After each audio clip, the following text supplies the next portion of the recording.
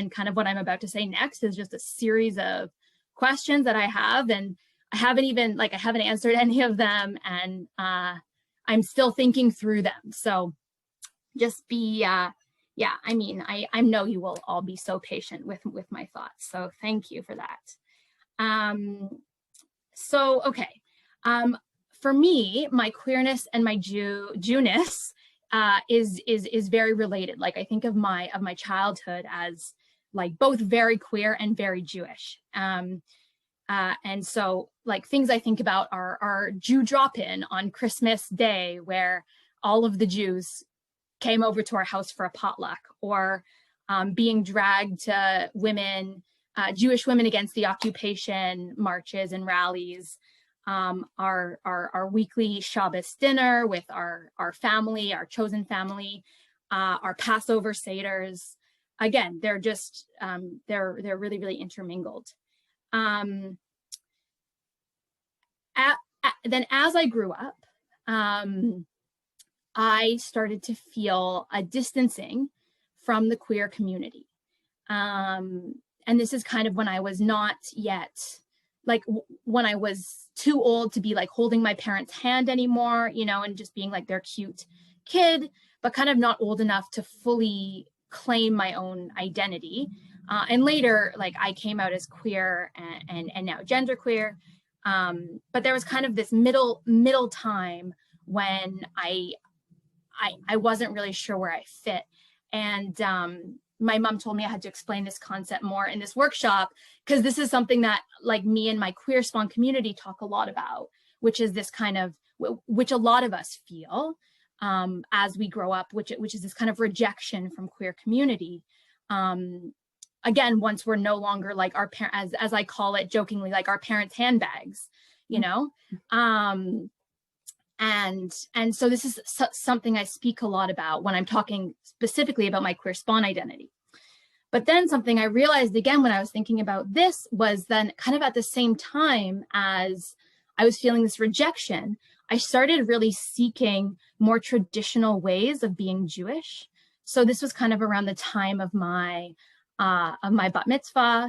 And while I had a secular bat mitzvah, benot mitzvah, with a group of like my great pals, I also learned how to read the Torah. Like I learned how to read Hebrew. In the end, I didn't read the Torah. We read a poem, but I debated for a while. I was like, you know, I was like, how religious do I want to go? And again, I like kind of until I started thinking about this workshop, honestly, I didn't realize my desire. And I asked for a talis for my bat mitzvah. I was like, why? Like, I'm never going to use this. To be honest, I still haven't. It hangs nicely on your wall. It hangs nicely on my wall. It's beautiful. But I kind of started to realize that like I was trying to like feel like a real Jew. And I was trying to kind of belong somewhere in a part of my identity. Because whenever I introduced myself and my Jewishness, I just kind of automatically, I would just automatically describe myself as not a real Jew. And so, you know, this gets me thinking, what is a real Jew? And I'm just gonna, you know, go through a list of me and my parents' Jewish qualifications, and maybe maybe this will spark, you know, who is the real Jew. So my mom, Lo, was raised Jewish. She reads Hebrew. She kept kosher for Passover.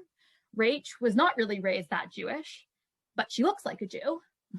And is connected to Jewish socialists, anarchists, etc. Me, I look like a little Danish child, but I can read Hebrew. And I know the 4 questions by heart, and I actually still do them at our family seders because there's no one younger than me who knows them. I beg the children every year to learn. And then, you know, as I kind of put out these qualifications, I realize I'm always kind of seeking this belonging. And, you know, I'm like, what is my qualification going to be that makes me feel like I belong as a Jew, you know?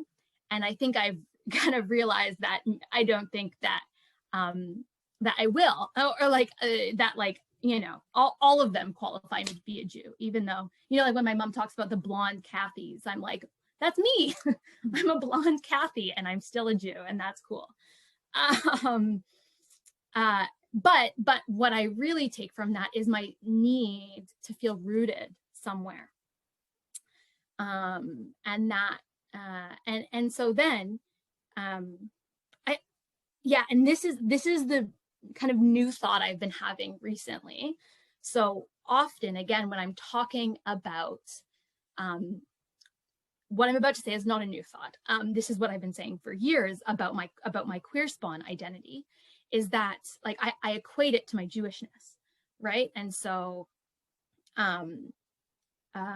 so like I talk about how, you know, as a Jew, I was raised Jewish. When I grow up, I don't lose that in the way that I lose that when I grow up in queer community, right? And so the new thought I'm having is like, what can, just like how, you know, we kind of see what Jewishness, or like, oh man, so sorry, everybody.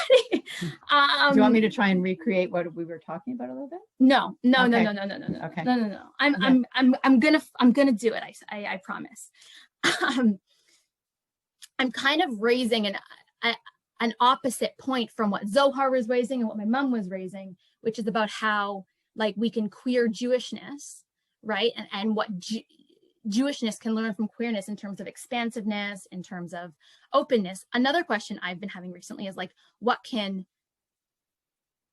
queerness learn from Jewishness, right? Because now that I've come into my queerness, and as I came into my queerness, I kind of had to like develop a new identity in that community that was like separate from my identity as a child raised within the community, right? And something and so like I kind of feel like I have this broken identity, right? And my queer identity will never be as rooted actually in queerness as my identity as a queer spawn, because I came out at 16. I spent 16 years being raised in the queer community before it had anything to do with my like who I was attracted to, right? It was the community that raised me. And so the thing that Jewishness knows how to do really well is how to hold its children, right? And I think that often Jewish communities can hold their children maybe too closely, right? And again, they can learn from the expansiveness of queerness. But what if queer community really kind of learned how to hold its children? Because we, you know, I am maybe the beginning of the wave of kids raised in queer families, and before that, right, like queer communities didn't know what to do with children, right? It was a thing. You came out and you rejected and the idea, and you rejected the idea you were going to have kids. Mm-hmm. And so now that we are in the community, it's like how is the queer community going to foster children into adults and continue to hold them regardless of how they identify? And that is the thought I've been having about this. Again, it's very raw and unformed, but there you have it. So it's because with Sadie and I have been having this dialogue and we keep losing the thought. Right? Yeah, it's like, what were we saying again? Yeah. But it's something about Jewish community learning about the expansiveness that queerness offers, but also queer community learning something about holding on to their children. Yes. Something like that. Yes. And the kind of like idea of continuity, like again, but like with also knowing that like none is more legitimate than the other. Right. Right. Yeah. There you go.